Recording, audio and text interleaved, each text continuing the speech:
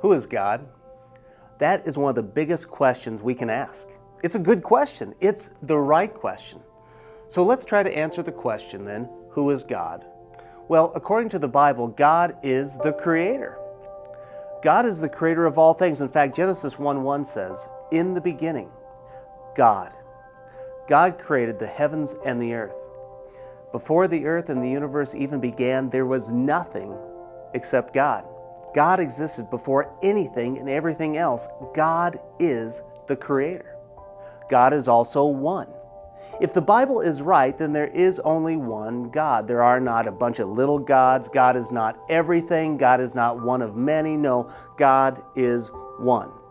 We find this throughout the whole Bible, and one of the clearest passages is in Deuteronomy 6:4. Moses writes this, "Hear, O Israel, the Lord is our God, the Lord is one." Jesus would affirm this oneness of God in Mark 12. Jesus said that God is spirit, and those who worship Him must worship in spirit and in truth. You see, that tells us that God isn't a tree, a rock, or a planet. God's not an animal. No, God is spirit. Paul praises God as the King of the ages, immortal, invisible, the only God. God is spirit. God is triune. Now, what in the heck does that mean? It means that God is one and yet exists in perfect and perpetual union in three persons. No, not three gods, but three persons: Father, Son, and Holy Spirit. You see, He has always been triune. I think my favorite description of God is that He is personal. Yes, He is in perfect, unending relationship with Himself and the Trinity. But here's what's so cool.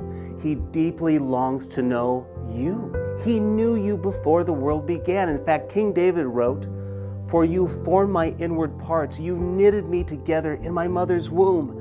I praise you, for I am fearfully and wonderfully made. Wonderful are your works. My soul knows it very well."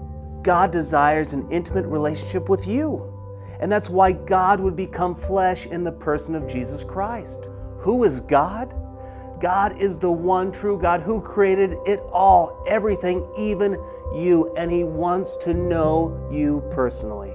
That is exactly why Jesus Christ came into the world, to restore a broken relationship and fix His broken creation.